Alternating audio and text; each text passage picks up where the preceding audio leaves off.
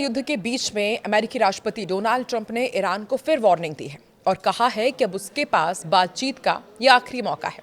वहीं तेहरान की ओर से इस पर बेहद अकड़ भरा जवाब आया है कि वो वॉशिंगटन से किसी भी तरह की बातचीत नहीं करेगा। फिलहाल ओमान और ईरान की वार्ता स्ट्रेट ऑफ हॉर्मुज को लेकर चल रही है और हालात हर पल तनावपूर्ण होते जा रहे हैं। नमस्कार, मैं हूं आकांक्षा और आप देख रहे हैं न्यूज़ 18 का डिजिटल प्लेटफॉर्म। अमेरिका के राष्ट्रपति डोनाल्ड ट्रंप ने फिर एक बार दावा किया है कि अमेरिका और ईरान के बीच बातचीत चल रही है। ट्रंप ने यह कहा है कि बातचीत ईरान के लिए आखिरी मौका है। उनके मुताबिक अगर समझौता नहीं हुआ तो दोनों देशों के बीच पिछले 5 महीने से जो संघर्ष जारी है, तनाव जारी है, वो और बढ़ सकता है। हालांकि ईरान ने ट्रंप के इस दावे को खारिज कर दिया है। तेहरान का कहना है कि उसकी अमेरिका से कोई सीधी बातचीत नहीं हो रही है। ईरान के मुताबिक ये फिलहाल ओमान के साथ हॉर्मुज से जुड़े मुद्दों पर चर्चा कर रहा है।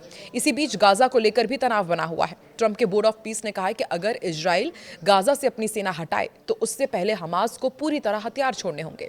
ये बयान ऐसे समय में आया है जब इजराइल की ओर से इस मुद्दे पर कड़ा रुख अपनाया गया। वहीं गाजा सिटी में इजरायली सेना के हमले में 2 फिलिस्तीनियों की मौत हो गई है।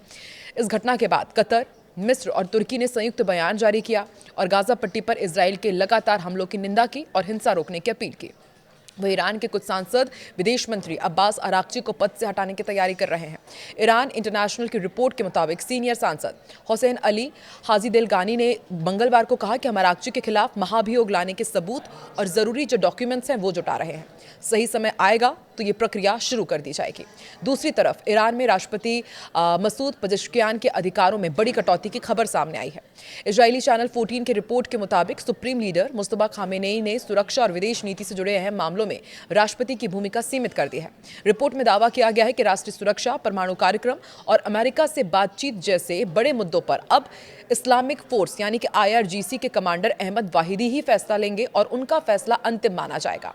पिछले 24 घंटे के 5 बड़े अपडेट्स भी आपके सामने रखते हैं कि अमेरिका ईरान वार्ता की तारीख और जगह अब तक तय नहीं हुई है। प्रस्तावित बातचीत कब होगी, कहां होगी, ये तय ही नहीं हो पा रहा है। रिपोर्ट के मुताबिक पाकिस्तान और कतर संभावित मेजबान देशों के तौर पर चर्चा कर रहे हैं और दोनों देश मध्यस्थता की लगातार कोशिश कर रहे हैं। इधर ईरान की नई रणनीति के ऊपर भी अपडेट है। जंग नहीं, लेकिन वो अमेरिका पर दबाव बनाना चाहता है।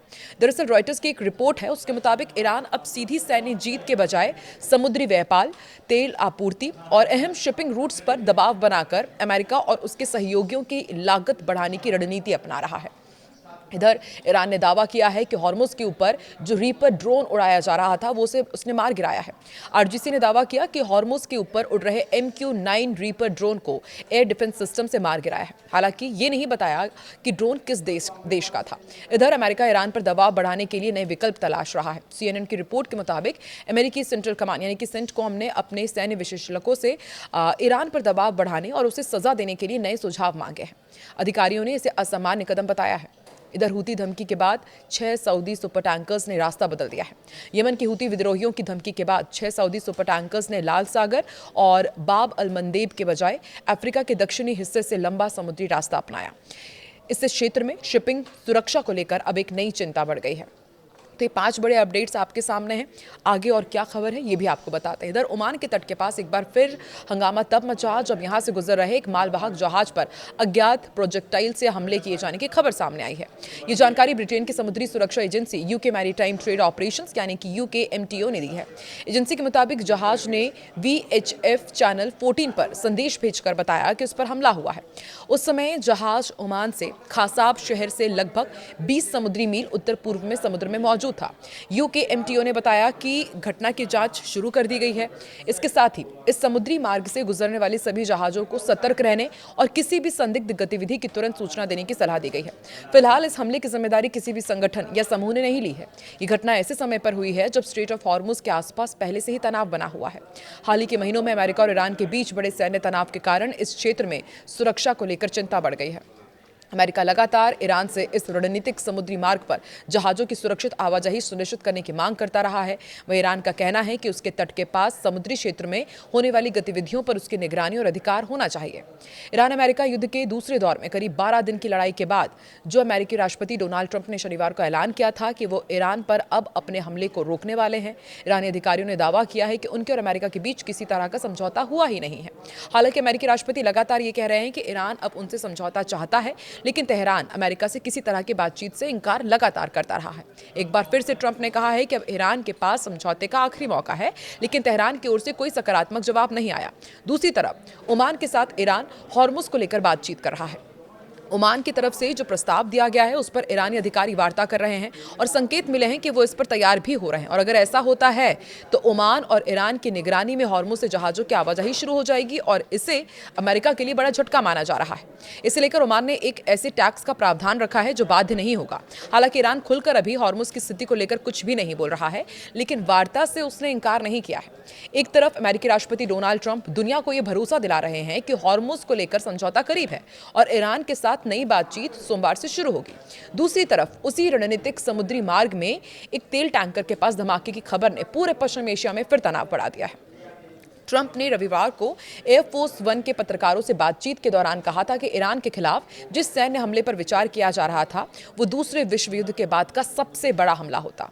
उन्होंने ये भी दावा किया था कि युद्ध के बजाय बातचीत का रास्ता उन्होंने चुना क्योंकि इससे हजारों लोगों की जान बच सकती है। ट्रंप ने यह भी कहा कि ईरान और कई पश्चिम एशियाई देशों ने अमेरिका से हमला टालने की अपील की थी। उनके मुताबिक संभावित समझौते में हॉर्मुज को पूरी तरह खोलना और ईरान के परमाणु कार्यक्रम पर समाधान शामिल है। शांति की बात और हॉर्मुज में धमाका। ट्रंप के बयान के कुछ ही समय बाद हॉर्मुज जलडमरू मध्य के प्रवेश द्वार के पास ओमान तट से लगभग 20 समुद्री मील दूर एक तेल टैंकर के पास विस्फोट की घटना सामने आई।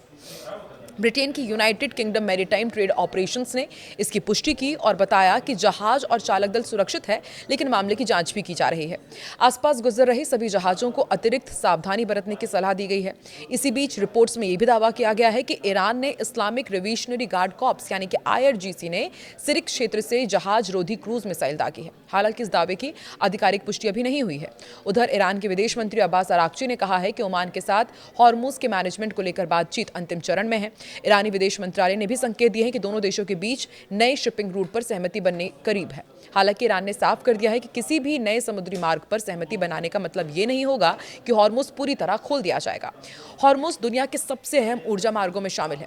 वैश्विक कच्चे तेल और LNG का बड़ा हिस्सा इसी रास्ते से गुजरता है और इसलिए यहाँ किसी भी सैन्य घटना का असर सीधे अंतर्राष्ट्रीय तेल कीमतों और वैश्विक व्यापार पर पड़ता है। अब ट्रंप जहाँ कूटनीति के जरिए संकट टालने की बात कर रहे हैं, वहीं हॉर्मुज में ताज़ा सुरक्षा घटनाओं ने यह संकेत दिया है कि जमीन पर हालात अभी भी बेहद नाजुक बने हुए हैं और एक छोटी सी चिंगारी भी पूरे क्षेत्र को फिर बड़े टकराव की ओर धकेल सकती है। आपको क्या लगता है? बार बार अमेरिका ये कह रहा है कि अब बस आखिरी दौर की बातचीत बची है, आगे बातचीत नहीं होगी तो हमला होगा। वहीं ईरान साफ तौर पर कह रहा है कि बातचीत को लेकर के कुछ भी आगे बढ़ ही नहीं रहा है। दूसरी तरफ ओमान और ईरान मिलकर के अब हॉर्मुज का कुछ नया उपाय निकाल रहे हैं। आपको क्या लगता है, क्या ये सब कुछ अमेरिका के लिए एक बहुत तगड़ा झटका है या फिर आने वाले दिनों में डोनाल्ड ट्रंप जो बार बार धमकी देते आए हैं वाकई कुछ नया कारनामा करने जा रहे हैं? कमेंट सेक्शन पर अपनी प्रतिक्रिया जरूर बताएं।